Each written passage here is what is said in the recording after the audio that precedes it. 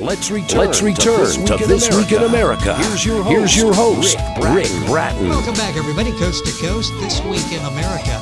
One review calls The Red Rose of Romance and War by John Yates a captivating story that pulls at the heartstrings. Another says the novel has it all: drama, intrigue, romance, suspense, and sadly, the all-too-real horror stories of war that shattered lives that it left in its wake. Wilf Yates joined the Army to make a difference, but nothing prepared him for his place in history or in the heart of a nurse named Ann Davis. The story, inspired by the wartime diaries of John Yates' father, transports readers to the terrifying and heading times of the Great War. John Yates, the son of the wartime romance that inspired The Red Rose of Romance and War, lives in Australia. He left school at 14 to work as a sweeper in a tire retreading factory. At 15, he started his first business. With a number of patents to his name and circulation of his products Australia-wide, his packaging business grew rapidly. He still owns the company after 60 years. Two of his children are key managers in business with him today. His third child also involved in packaging and marketing of real food products for a multinational company in Sydney. John Yates, author of The Red Rose of Romance and War, our guest via Skype from Australia on This Week in America. John, welcome to the program. It's great to have you with us. Thank you, Rick. It's good to be on here. I tell you, what a life. It's very impressive starting your own business at 15. We could do a whole program talking about all your ventures in business and how successful you've been. But on the program today, we'll talk about a successful debut novel. I mean, everybody, all the reviews are raving about The Red Rose of Romance and War. Let's first of all talk about the inspiration for this. I understand it started with 18 pages of your father's diary. Got this whole project started. Yes, my father always kept a diary while he was away at war, which was really illegal. They weren't supposed to do that, but most of them did, I think. And he kept an 18-page diary. That's all it amounted to at the end. And I thought it was only fitting that it be made public. And so I set about to turn it into a much bigger issue and finished up with 380 pages of war and romance. It really is. It's a mixture of everything. This book is doing exceptionally well. The book is The Red Rose of Romance and War by John Yates, our guest on the program. A book available at Amazon, the usual places. We'll give you a list of those throughout the program. Let's start with Wilf, a little bit of Wilf's background. What time frame are we talking about here? Well, he signed up in 1916 and sailed for the Western Front that year. And he didn't arrive back in Australia till the end of 1918 or early 1919, probably. And so the rest of the time was spent on the Western Front and then backwards and forwards to a hospital in England. He was in hospital a couple of times, and it was one of those things that I think most of the people that were involved in the war were in and out of some sort of hospital, and he was just like that. The book is The Red Rose of Romance and War. John Yates, our guest on the program. Let's talk about after he enlisted, boarded the ship that was departing for Sydney, taking off for the Western Front. What was his mood like, and the mood in general among the troops as they were heading off to war? Well, the ship that he sailed on was called the Subic, and I think he, like most of the enlisted men on board, probably had never been to sea before, and he certainly had never even set foot on a rowboat before. So it was a very new experience for him, and you can only imagine how frightening it would have been leaving Sydney Heads in the middle of the night, pitch dark outside, storm clouds rolling, and so it was rather a time of insecurity on board, not knowing what was coming next, and there was another 8 weeks of that before they got to the Western Front. You do an excellent job in the book of capturing that, what these young men went through as they head off to battle. Where did Wilf spend most of his time during World War I? Well, most of his time whilst in the trenches was around the Ypres area. It's pronounced in different ways between the French and the Flemish and the Walloons Belgium. But Ypres or Ypres was the area that he spent most of his time. Some time he spent in London backwards and forwards to hospital, but then after finishing hospital, he went back to the same area of around the Ypres Peninsula. How did your father the soldier at the time, meet up with Anne the nurse? How did that meeting come about? Well, he arrived at the hospital, the King's College Hospital in London, and he'd been, I don't know how many hours in transit, but he had been awake for a long time. And then there was the trip over on the ship across the English Channel. And when he eventually arrived at the hospital, he was cared for by Nurse Ann Davis, and that was the beginning of a wonderful relationship that went on, and even included his second trip to hospital. He was put back into the same hospital some months later over another issue, and he met up with Ann Davis again in the same hospital. How did this relationship evolve? Was it sort of love at first sight, or did this gradually evolve? No, I think it was in both cases. It was a real attraction to each other right from the word go.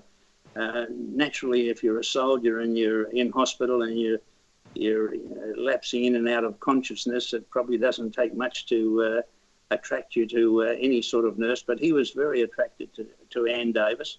And when he was finally released from the hospital, he plucked up enough courage to ask her to go with him on a picnic. And so that's how the relationship went on from there. And then they visited and saw all the sights of London, the Westminster Abbey and Trafalgar Square and Nelson's Column, Houses of Parliament. They did all those sort of things over a couple of days. That's interesting. So as he's discharged and now he has to leave, but he didn't want to end the relationship at that point, did he? He got enough nerve to ask her out. That's right. They both were in the same boat. They were both very much attracted to each other. The book is The Red Rose of Romance and War by John Yates. Danger is never far away, and this has been described as a lovely, lively, thrilling story of mud, blood, and romance. It's got it all in John's book. Let's talk about how the relationship developed. They were staying at a really interesting place with the original Tsar of Russia, his holiday home. Talk about that. And they heard one of the first public playings of a very famous world love song. Yes, on their after his second visit to hospital, Anne and Wilf did a trip down to the south coast to Torquay, and they stayed in the Headland Hotel, and that was the holiday home, the former holiday home of the Tsar of Russia and his family, and they used to holiday there quite frequently.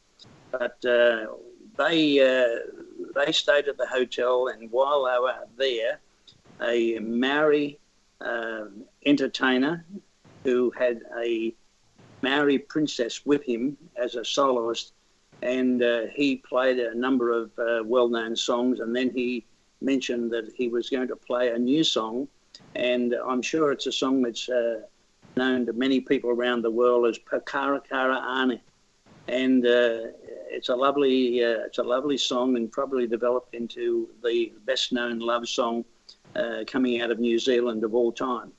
And it was written only weeks before this first rendition at the Headland Hotel, and it was all about the princess who was relating the story of how these two lovers being separated because he was going off to war, and she was so sad that he was going. She was putting pen to paper and saying that even the sun couldn't dry her tears because her tears were so strong for him, and she was waiting until he came back. And it's a very, very lovely tune, a very lovely love song as well. As I mentioned, this book really has all of the elements. In addition to this, to the romance and the relationship, while at the hotel, he was implicated in a murder. How did that happen? Yes, well, while Anne was doing some washing, Wilf decided to take a little trip to walk down to the water's edge, and he went away, believing he'd be gone for half an hour. And when he was on his way back, he was stopped by a security detail saying they couldn't go any further because there had been an incident. Now, the incident happened to be related to Anne by a young girl running screaming through the hotel saying that an Australian soldier had fallen over the cliff and drowned. And, of course, Anne immediately thought it was Wilf. And so then they were looking for the murderer. Then the police came and sealed up the hotel, and they believed that it had been done by another Australian. So Wilf was naturally implicated in that. And so Anne believed that he was dead. Wilf believed he was being accused, and so it became quite a dramatic scene at the hotel. But all worked out well in the end. Yes, it did, and you can follow that all along in The Red Rose of Romance and War by John Yates, our guest on the program, the author of the book. He took part in what's been described by many as the most significant battle that changed the course of World War I. Talk about that and the significance, because he was there for this very, very crucial battle. Well, he was, and if you remember that the First World War was a series of trench attacks where one side would attack the other and they'd make some ground, and then the next day that ground would be lost to the other side. And so for a period of 3 or 4 years, there was virtually no ground made at all. And it wasn't until the Australian General John Monash was given control of the combined forces, and that included the American forces, the British forces, the Canadian forces, the Australian forces, for this one particular battle, the Battle of Mons and Quentin. And this was the first time in the First World War where a general had engaged the services of the cavalry, the tanks, the infantrymen, the aircraft that were available, and he joined them all together in a very well-planned battle. And that changed the course of the war, and it's been credited by many generals as being the most significant battle of all battles that were fought during the First World War, the Battle of Mons and Quentin. What happened to Wilf and Anne after the war? What was it? Well, were they able that to keep their relationship?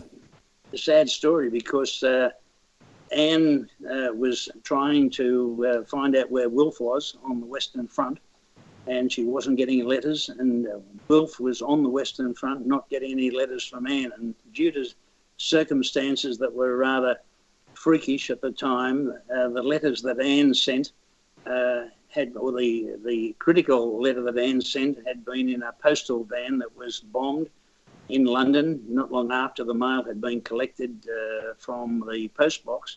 And so that mail was lost. And then Wilf's mail that he was sending to Anne was sunk in a bombing attack on a barge in the Thames before it left the western side.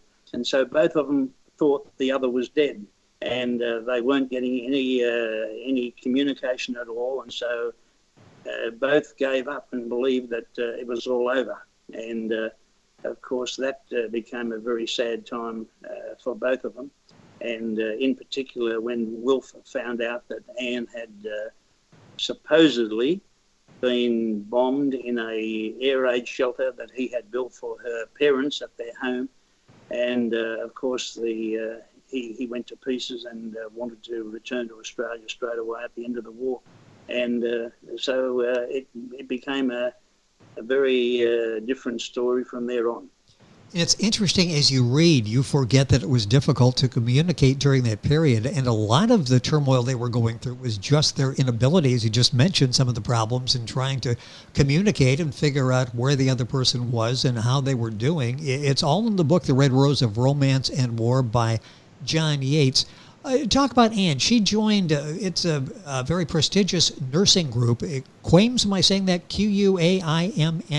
Talk about that group. I believe that's right, yes. And she did, she joined up because she thought she wasn't getting any communication from Wilf. And so she went and joined up with Quames and went to France, and she was posted to a place called Corby.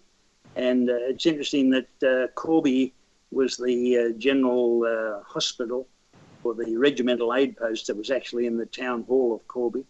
And it wasn't very far from two events that took place around about that time. One was where Adolf Hitler was wounded up the road, and the other was where the Red Baron was brought down in his flying machine.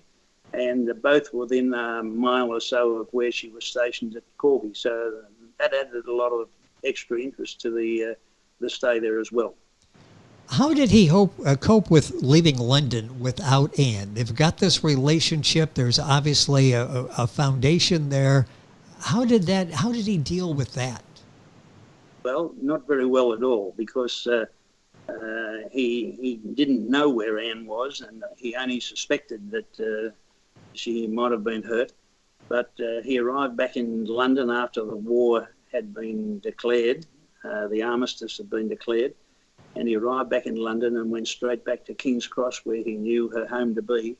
And as he turned the corner around the hotel on the corner of where she lived, he was confronted with not the house that he knew, but an empty block of land that had been cleared after a bombing. And he went across the road. He was trying to find someone that might have known what happened. And he went across the road and found an old fellow there, and he asked him if he knew what had happened to the Davis family.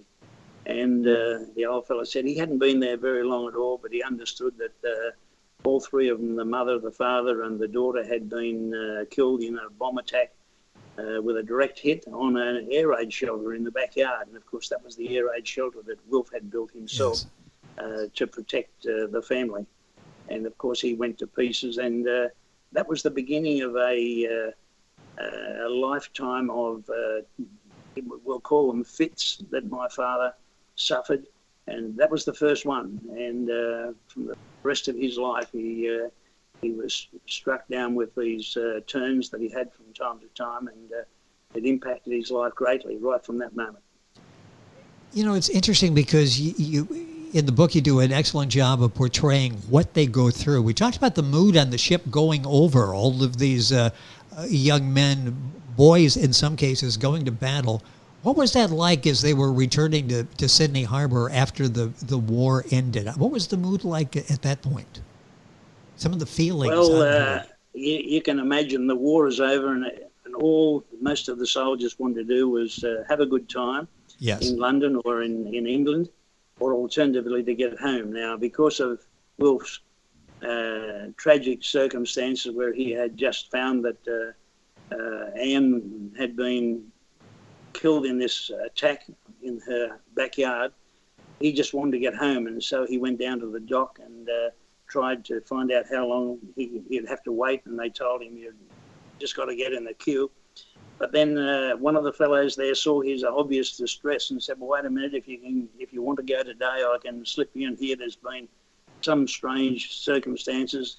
So he put him on a ship called the Lassie. And you can imagine they got 8 or 9 weeks to go to get home. And he had to just really do nothing but think of his own circumstances. And when they arrived off the heads in Sydney Harbour, I think that was one of the most tragic periods of time in thinking back of where he had been in the trenches, where they didn't know whether they were going to survive the next day or the next hour or the next minute. And with the rattle of the machine guns still going through his head, and he rounded the Hornby Lighthouse coming into Sydney Harbour. And that was a very, very traumatic time for him, because he never thought that he would be able to see Australia again, let alone set foot on it. And so I think everybody on board the ship was really in a state of, it's hard to imagine, but I believe that they would have all been very much affected by seeing Sydney again for the first time in a long time. A couple minutes left in the program. How did Wilf handle returning to civil life? And this is amazing when you think about the trauma that he had to deal with 4 years of trench warfare, like you mentioned, just the constant sound of battle all around you. How did he cope? You talked before about how many issues he had. Was he able to actually cope with all of this? Well, I think he coped with it very well. When you consider so many other people that didn't cope with their return very well, and you read stories of even Lieutenant Joe Maxwell, which was his senior officer in his company. Joe Maxwell became the highest decorated soldier. Sorry, the second highest decorated soldier from the First World War. And Joe Maxwell returned to our district, and he didn't handle things very well. And he wrote a book called Hell's Bells and Mademoiselles. And he relates in that book how badly he did suffer in trying to adjust.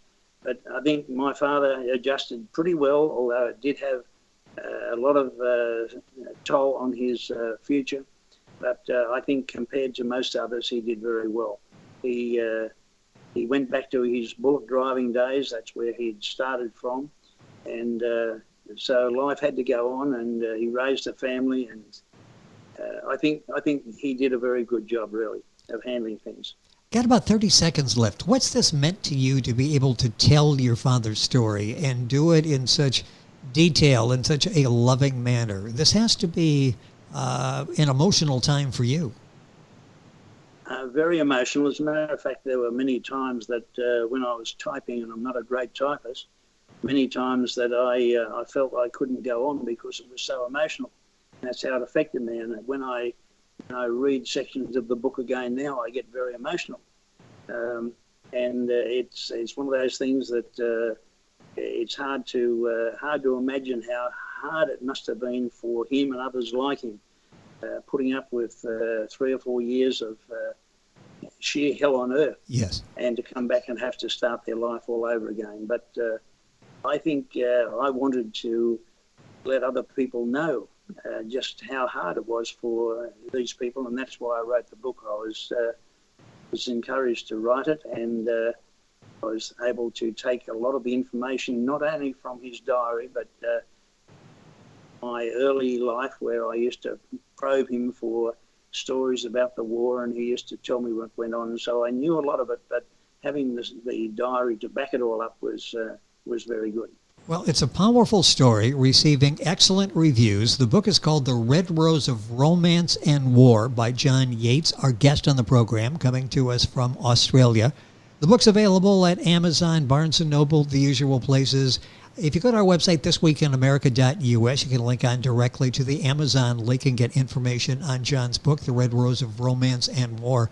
John, a pleasure having you on the program. Thank you so much for being on the program and sharing the story. Thank you for being with us. Thank you, Rick. It's been a pleasure. John Yates, our guest, The Red Rose of Romance and War, the book. You'll find information on our website, thisweekinamerica.us.